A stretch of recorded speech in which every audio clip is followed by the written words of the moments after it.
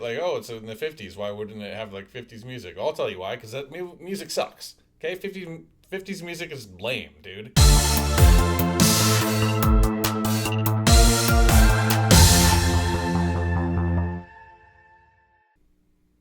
Welcome back to Dramatic Evaluation. In this video, I'm going to be doing my monthly What I've Been Watching. This is for the month of April 2026. Please hook me up and like the video, subscribe to the channel, and please leave a comment.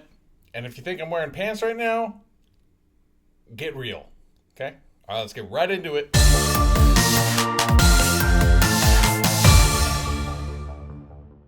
Okay, I watched a stupendous amount of movies, apparently. I'm going to just keep these quick and short. It's going to be a long video otherwise, so here we go. Primate. This is a kind of survival horror type of movie where a group of friends are hanging out at their very, very, very nice, rich home with a crazy pool, cliffside pool, and their pet chimpanzee goes ham and murders the crap out of people, and it's basically them trying to survive the night until help can come and they're just trying to survive this crazy chimpanzee that has rabies and is trying to kill everybody. It was all right. It wasn't a spectacular movie, but it was good. I had a good time with it. There were some cool kill scenes in there. Anaconda on Netflix. This is the not remake, not reimagining, just movie where these dudes in the movie want to remake the movie Anaconda. Comedy movie, Paul Rudd, Jack Black, hilarious. Those actors are hilarious.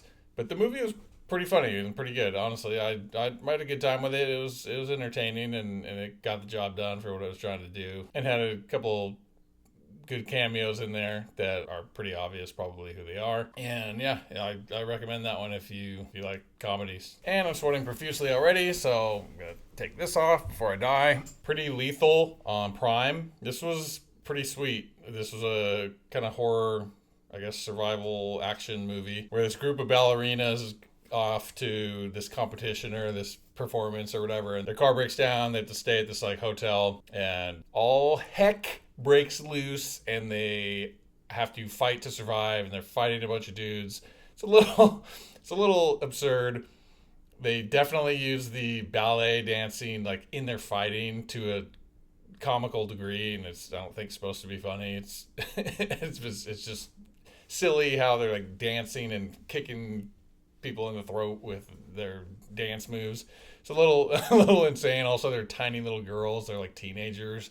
They're fighting like big dudes, like 35-year-old men. So yeah, suspend your disbelief for this one for sure. But it was entertaining and had some pretty cool fight choreography and sequences and stuff. 28 years later, The Bone Temple. I enjoyed this. I'm not sure if this was better than the first one or not, but there were elements of it that I did like more than I liked the first one.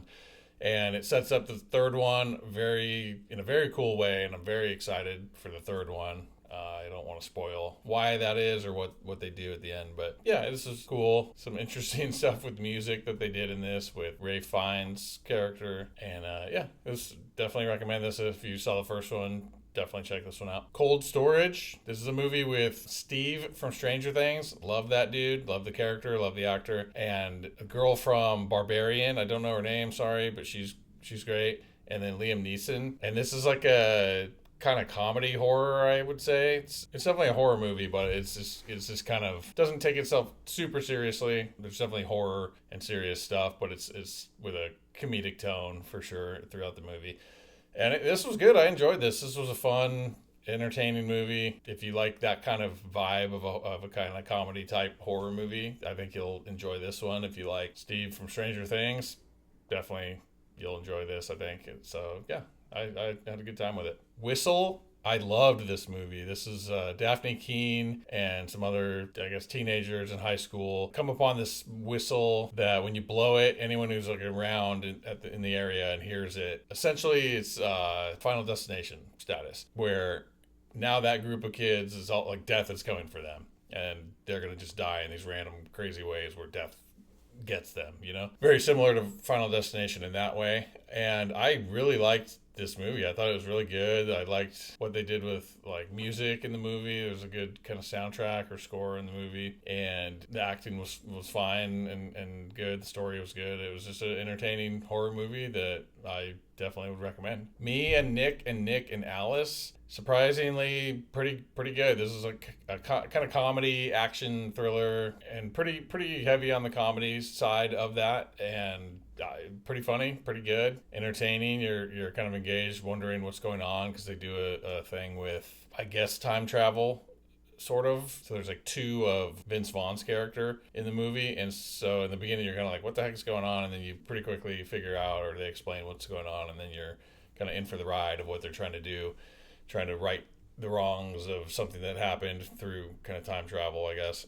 And I enjoyed this. This was a fun, kind of entertaining romp, and I recommend it for sure. Arizona, this is a little older movie. It just came on to Netflix, and I had not seen it before, and I love Danny McBride, especially recently watching Righteous Gemstones a few months ago, and then Vice Principals, and obviously over the years seen him in a bunch of stuff. He's so good. I love him, so he's in this, and definitely watched this because of that, and it's great. It's a kind of comedy, I don't know about horror, but like survival thriller, I guess, or whatever. But it's maybe mainly comedy, but it's definitely funny. It's definitely good. It's Danny McBride. It's hilarious, and yeah, so check that out. Apex on Netflix. I did a video of this. I'll link it at the end of this video. I loved this movie. I was anticipating this for a few months, or at least a couple months. Taron Egerton is one of my favorite actors, and this was just a really cool, did not disappoint, really cool movie where it's him essentially hunting Charlize Theron out in the wilderness and her trying to survive and escape and stuff. Love that type of movie. This did not disappoint. It was great. Roommates on Netflix. This is Adam Sandler's older daughter who's the lead of this movie. Definitely a Happy Madison, Adam Sandler style movie, at least the recent ones that have been coming out. Definitely feels like one of those. You feel it. It's that type of comedy, that type of a deal. I enjoyed this, man. I wasn't sure what to expect. I wasn't sure I was even going to watch this. I thought when I first came out, I thought it was more of like a, oriented toward a female audience, and for whatever reason I thought that, and then I didn't, and then I realized it was a Happy Madison movie, and I was like, oh, okay, like I'll check this out. And then it's like, yeah, lo and behold, it's a comedy. It's good. And if you liked the recent kind of few movies they've made, then I think you'll like this one. And then Marty Supreme. Holy crap. Whoa, dude. I was surprised with how much I liked this movie.